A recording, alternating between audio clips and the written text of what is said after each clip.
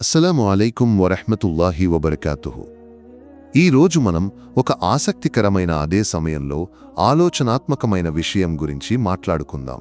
ధుల్ఖర్నైన్ ఎవరు? యాజూజ్ మాజూజ్ అంటే ఎవరు? వీరి మధ్య సంబంధం ఏమిటి? వీరు ఇప్పుడు ఎక్కడ ఉన్నారు? ఈ ప్రశ్నలకు ఖురాన్ మరియు హదీస్ ఆధారంగా సమాధానాలు కనుగొనే ప్రయత్నం చేద్దాం. అలాగే ఈ విషయంలో చాలామందికి ఉన్న అయోమయాలను కూడా తీర్చే ప్రయత్నం చేద్దాం. ఖురాన్లో సూరతుల్ కహ్ఫ్లో ధుల్ఖర్నైన్ గురించి ప్రస్తావించబడింది. అతను ఒక మంచి రాజు వల్ల అతనికి శక్తిని మరియు అధికారాన్నిచ్చాడు.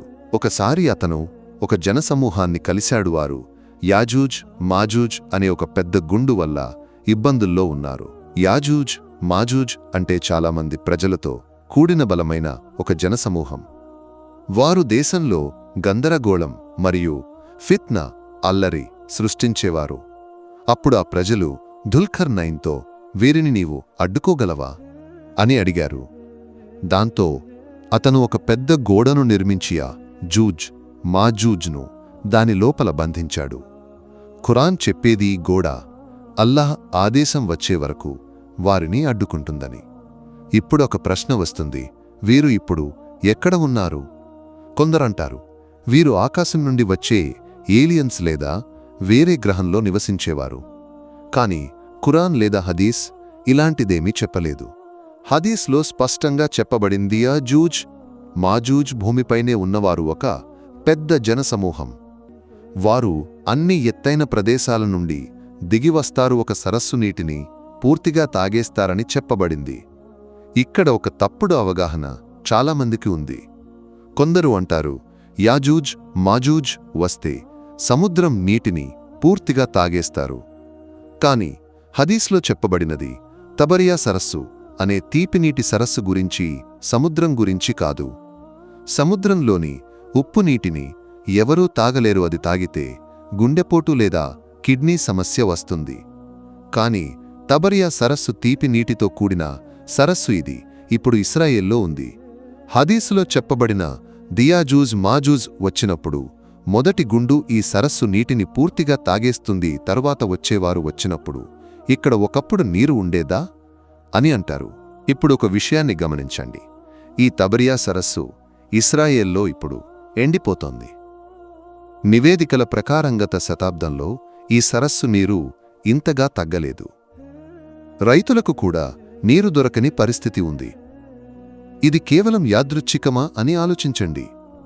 చరిత్రను చూస్తే యాజూజ్ మాజూజ్ను ఖజర్ అనే ఒక జనసమూహంతో సంబంధం కలిగి ఉంటుంది. ఈ ఖజర్ జనసమూహం ఒకప్పుడు కాకసస్ పర్వత శ్రేణుల మధ్య నివసించారు. తర్వాత వారు యూదు మతాన్ని స్వీకరించి యూరప్కు వెళ్లారు. ఆ తర్వాత రెండవ ప్రపంచ యుద్ధం తర్వాత ఇస్రాయేల్కు వచ్చి స్థిరపడ్డారు. వీరిని ఇప్పుడు అష్కనాజీ యూదులు అని పిలుస్తారు. వీరు టర్కిష్ వంశస్థులు. నిజమైన బనీ ఇస్రాయిల్ హజ్రత్ యాకూబ్ నబీ వంశస్థులు యొక్క నేరుగా వారసులు కాదు. నిజమైన బనీ ఇస్రాయిల్ ఇప్పటికీ ప్రపంచంలోని వివిధ ప్రాంతాలలో చెదరిపోయి ఉన్నారు. సూరతుల్ అంబియాలో చెప్పబడింది బనీ ఇస్రాయిల్కు మళ్లీ ఒక పాలన రాదువా తరువాత యాజూజ్ మాజూజ్ బయటకు వస్తారని. ఈ రెండు విషయాలు ఒకదాని తరువాత ఒకటి ప్రస్తావించబడడం యాదృచ్ఛికం కాదు. ఈరోజు ఇస్రాయేల్లో పాలన చేస్తున్నది ఈ ఖజర్ వంశస్థులేవారు. ముస్లిం ప్రపంచానికి ముఖ్యంగా అరబ్బులకు పెద్ద ముప్పుగా మారారు. హదీస్లో చెప్పబడిన దియాజూజ్ మాజూజ్ అన్ని ఎత్తైన ప్రదేశాల నుండి దిగివచ్చి గందరగోళం సృష్టిస్తారని. ఈరోజు వారు బ్యాంకింగ్, మీడియా, రాజకీయం, సినిమా వంటి అన్ని రంగాలలో ఆధిపత్యం సాధించడం మనం చూడటం లేదా? ఒక హదీస్ లోతమీం దారీ అనే సహాబీ దజ్జాల్ను కలిసిన కథ చెప్పబడింది. అక్కడ దజ్జాల్ అడుగుతాడు, తబరియా సరస్సు నీరు ఎండిపోయిందా? అప్పుడు తమీం దారీ చెప్పారు, లేదు, అక్కడ ఇంకా చాలా నీరు ఉంది. దజ్జాల్ చెప్పాడు, అది ఎండిపోతే నేను బయటకు రాగలను. ఇప్పుడు తబరియా సరస్సు ఎండిపోతున్నప్పుడు హదీస్ యొక్క ప్రాముఖ్యత మనకు అర్థమవుతుంది. చివరలో ఏమవుతుంది? హదీస్ చెప్పేది హజ్రత్ ఈసా నబీ తిరిగి వచ్చినప్పుడు దజ్జాల్ను చంపుతారు. ఆ తర్వాత యాజూజ్ మాజూజ్ చివరిసారిగా బయటకు వస్తారు. వారు అన్ని చోట్ల గందరగోళం సృష్టిస్తారు.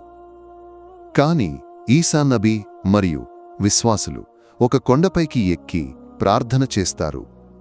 అప్పుడు అల్లాహ్ వారి శరీరంలో ఒక వైరస్ను లేదా జీవిని సృష్టిస్తాడు. అది వారిని నాశనం చేస్తుంది. ఈ వైరస్ ఏమిటో మనకు ఖచ్చితంగా తెలియదు కాని అది వారి అంతమవుతుంది.